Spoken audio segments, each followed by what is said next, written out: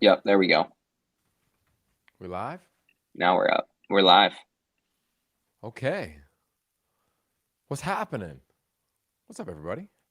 Yogi Roth. This is my YouTube channel. You might be watching on Facebook as well. It's officially the off season. National championship game was last night. SoFi Stadium. Congratulations to Georgia. Absolute beatdown of TCU. It just got out of hand really fast.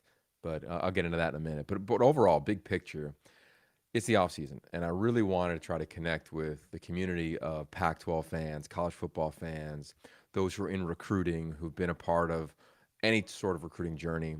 I wrote a book called Five Star Quarterback with Joey Roberts, where we dove into recruiting, and I've been hearing from a bunch of different people. And I sat back and thought about it and said, you know what?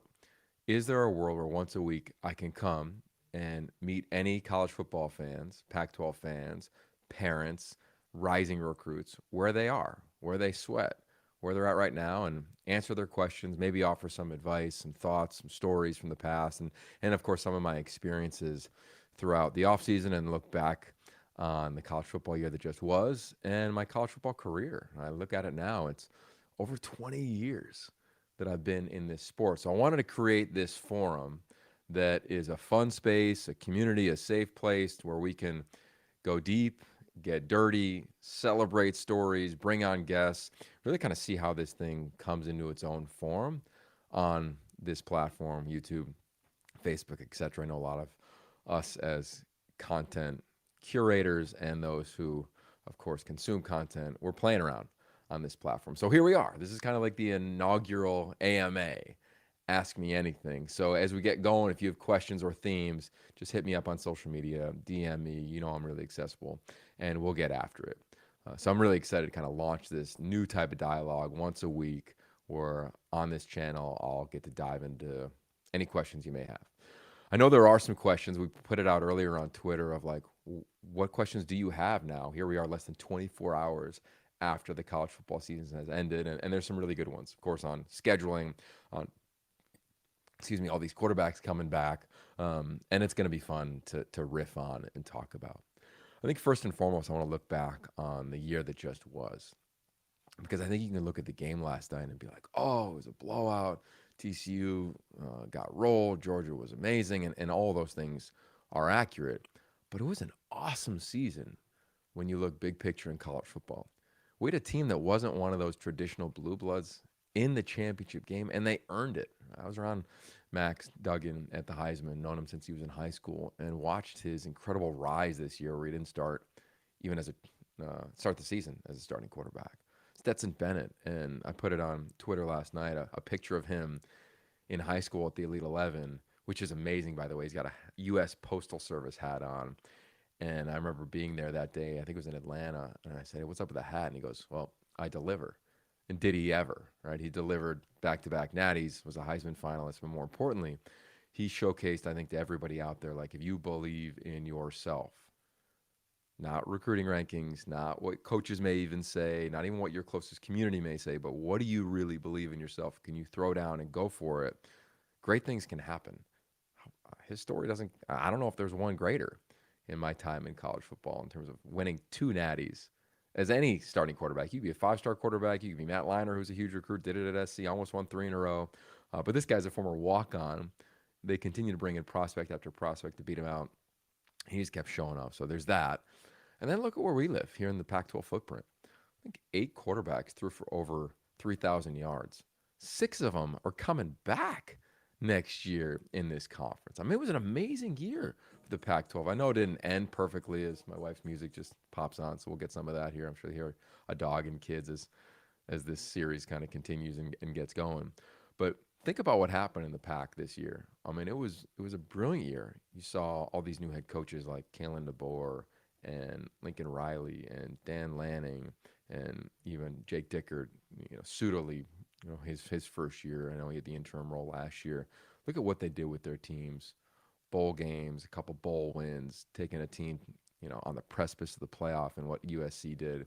And then you look at Utah, back-to-back champs in this league. Now here comes Cam Rising back, Brent Keithy back, Devon Vele back, Thomas Yasmin back. I mean, it's going to be a fun year upcoming in the pack. And I think it's important just to look back on last year and reflect on it and say, well, it was pretty dope. Like we had a good time. Look at Oregon State, Jonathan Smith, double digit wins, almost beat SC. We were there. We called that one. It's amazing. If you haven't watched it, I'm sure you could find it somewhere on YouTube.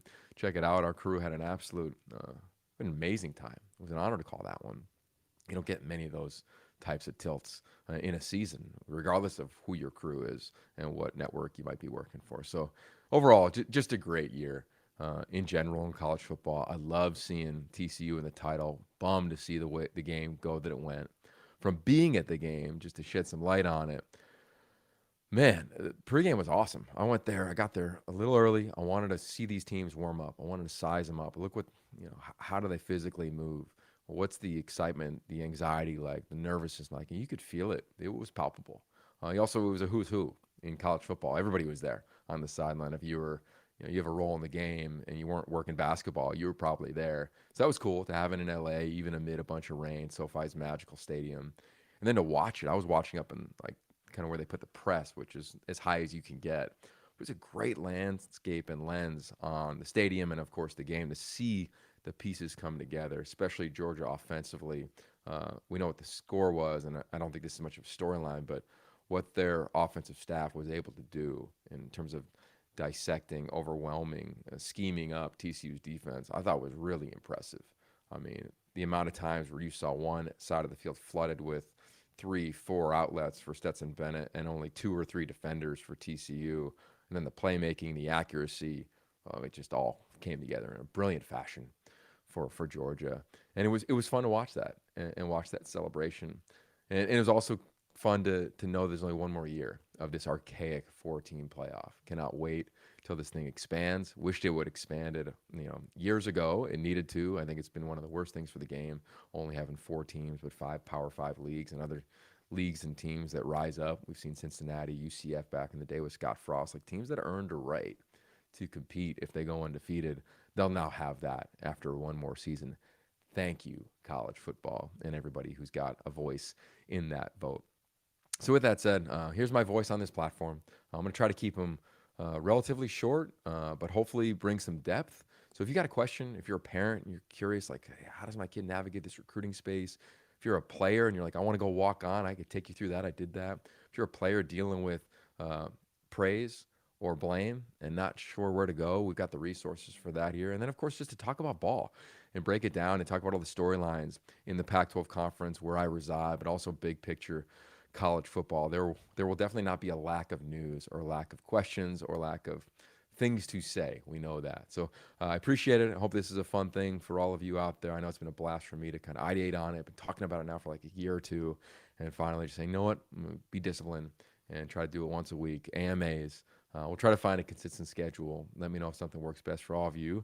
And grab a cup of coffee, glass of wine, whatever it may be, depending the time of day, and we'll talk about the sport that we love. So with that said, hope you enjoy it. I had fun.